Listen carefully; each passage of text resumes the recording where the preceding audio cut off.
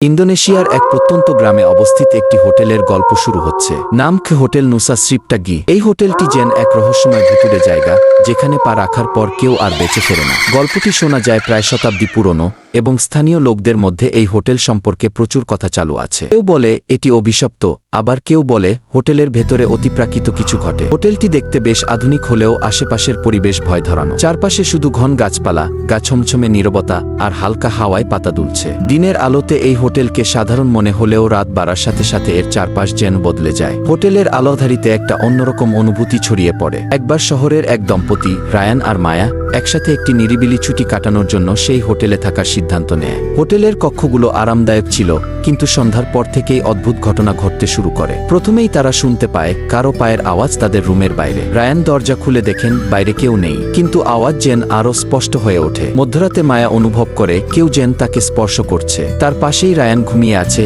কিন্তু তার মুখে একরকম ভয় ধরানো ছায়া। রায়ানের মুখে একটি অদ্ভুত হাসি দেখা যায়, যা মায়াকে আরো বেশি আতঙ্কিত করে তোলে। এরপর হঠাৎ করেই রুমের সব লাইট নিভে যায়। ঘরের জানালার বাইরে থেকে হালকা ফিসফিসানি শোনা যায়। মায়া ভয়ে কাঁপতে থাকে। রায়ান তখন হঠাৎ করেই বিছানা থেকে উঠে জানালার দিকে এগিয়ে যায়। জানালা খুলে সে বাইরে তাকায়, আর তার মুখ থেকে একটাই শব্দ বের হয়, ওরা এসেছে কি। মায়া রায়ানকে টেনে আনতে চেষ্টা করে, কিন্তু সে যেন অদ্ভুত এক শক্তির কাছে বন্দী। হঠাৎ করেই রুমের দরজা নিজে থেকেই বন্ধ হয়ে যায়, এবং ঘরের তাপমাত্রা অস্বাভাবিকভাবে নেমে যায়। মায়া বুঝতে পারে তারা আর এখান থেকে বেঁচে ফিরতে পারবে না। সকাল হলে হোটেল কর্মীরা সেই রুমে এসে দেখে মায়া আর রায়ানের কোনো চিহ্ন নেই। রুমে শুধু পড়ে আছে মায়ের ব্যবহৃত স্কার্ফ, আর দেয়ালে লেখা কয়েকটি শব্দ, ওরা এসে গেছে আর আমরা হারিয়ে গেছি গি। এই ঘটনার পর থেকে আর কেউ সেই হোটেলে রাত কাটাতে সাহস করেনি। স্থানীয়রা বলে যারা হোটেলে রাত কাটায় তারা অদ্ভুতভাবে হারিয়ে যায়, এবং তাদের আর খুঁজে পাওয়া যায় না।